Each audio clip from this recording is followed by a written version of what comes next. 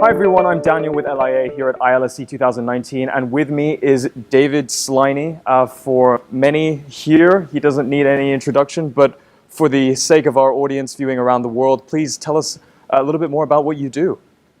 Well, I'm a biophysicist and vision scientist, and I've been very much involved in development of laser safety standards, in particularly skin and eye exposure limits and things of that nature.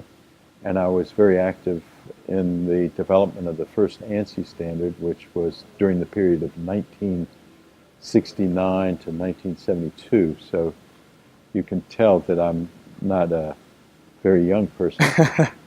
And I was also have been involved in the first development of the international standard, IEC 60825, which that committee, TC 76, was started at a meeting in Baden-Baden, Germany back in the late 70s.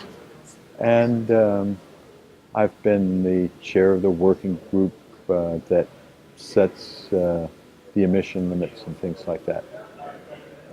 So I've been involved in all aspects of laser safety for a long time, and I have a teaching slot in the LIA's 5-day laser safety officer course with calculation. And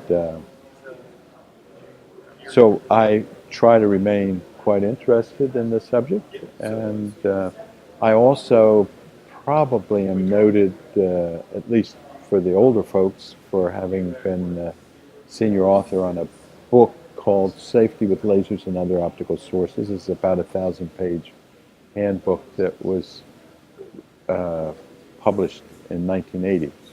And everybody says, when is the second edition going to come back? And the problem is, technology has moved so fast, it's so difficult to keep up. It's Definitely.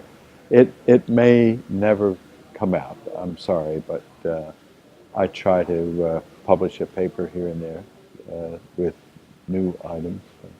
And of course, you've won a lot of prestigious awards. You are, of course, a Shallow Award winner, which the LIA hands out during its ICALIO conferences. Yes. You are a Wilkening Award winner. But this year at ILSC, we've handed out the inaugural David H. Sliney Award, which showcases companies who are have outstanding achievements in laser safety and their laser safety programs. Tell us a little bit about how you feel having an award handed out in your honor. I'm certainly honored. I sometimes joke with some of my colleagues that the other named awards of LIA, the person has passed away, but hopefully I'll be able to be the presenter in a number of future ILSCs. Yes.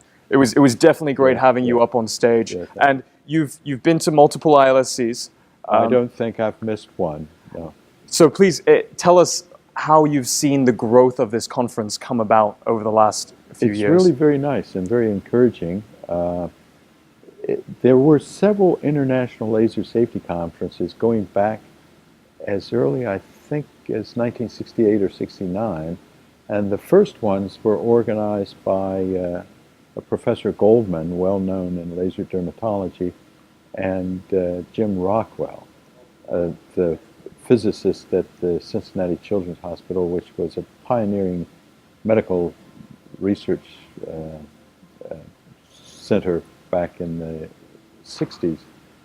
And they had a couple of them, and then there was a long period when they didn't occur. And then Jim Rockwell organized one, maybe two, and had it co-sponsored with the LIA. And then he said, I think we need to give the baby over to full LIA ownership, and LIA has run with it.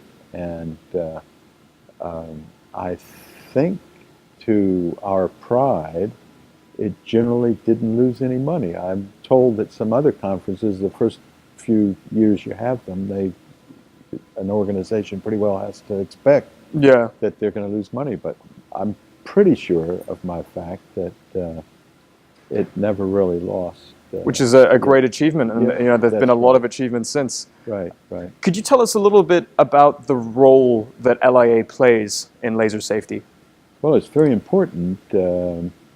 Certainly in the U.S., it's a go-to place for information on all aspects of safe use, and it's married with quite a level of expertise for material processing, the main non-medical applications of lasers. So between ICALIO and some of its other conferences and the ILSC, it really gets to the 3 or 4 main purposes of LIA: education and as well as scientific development and encouraging laser technology. And I think the fact that we have quite a few people here from foreign countries points to the leadership that this organization has played for a long time. I actually went to the inaugural conference put on by LIA in Arlington, Virginia back in 1968, I think it was, or maybe 67. And at that time, LIA stood for Laser Industry Association, Yep, and that's it correct. was organized to foster safe use so that we wouldn't have any onerous regulations from the government. And a lot of the participants were people from the Public Health Service who had just been given the responsibility to develop a electronic product performance standard. And one of the things that they might regulate was lasers. Well, this was in the early days when the law had just been passed, so no one quite knew what was going to happen. It played a role in keeping people attentive to what was going on and also getting industry interested in the first laser safety standard, C136.